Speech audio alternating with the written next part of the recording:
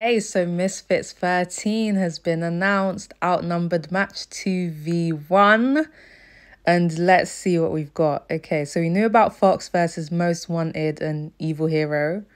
We've got Anthony Taylor versus Gabriel Silva. I can't lie. I'm excited for that one, you know. I actually am. Joey Knight versus Baby Hulk. I think we knew about that. Yardie Gang versus Lil Crackra. That should be good. Laid Back versus DWG Earth. Don't know who they are, sorry. Don't know who Nikki Rue is. Obviously, we know Alexia Grace because of Astrid.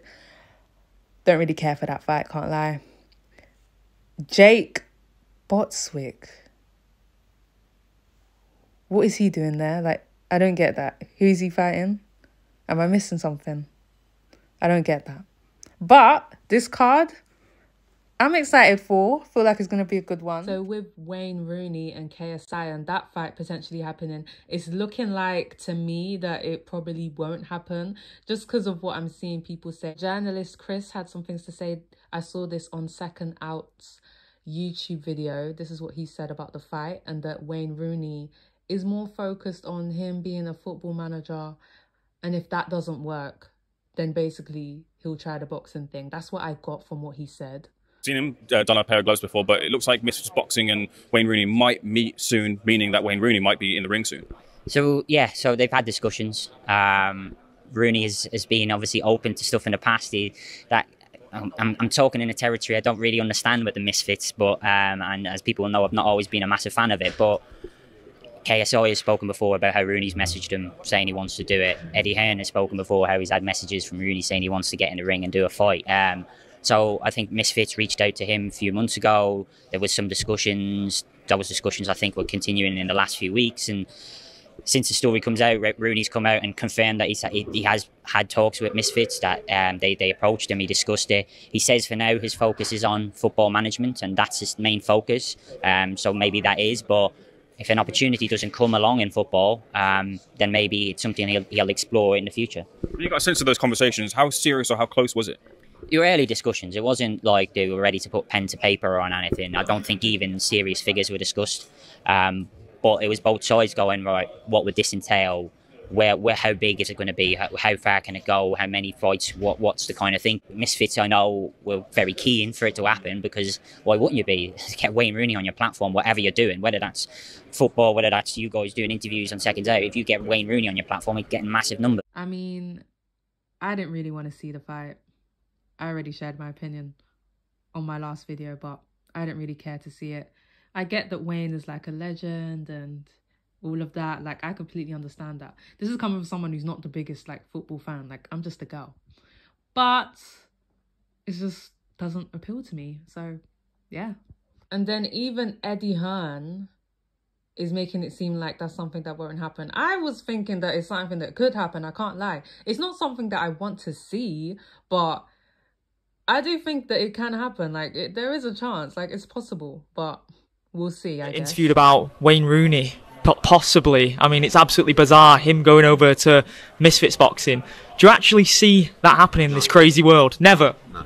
No, I mentioned it. I always thought I'd love to promote him against Jake Paul at Old Trafford, but yeah, fantasy stuff definitely not happening. Now, Wade Plem made a video about Adin Ross and him being a potential threat to Misfits and KSI, and the people weren't feeling it. I watched the whole video, and I can see why people were like feeling a type of way, but in my opinion, it's just Wade's opinion. Like, he has to see both sides. That's what he does. And like, I didn't see anything that was too bad that he said. Sometimes Wade, he does do a bit too much. I can't lie. But in this video, I honestly didn't really see anything that deep.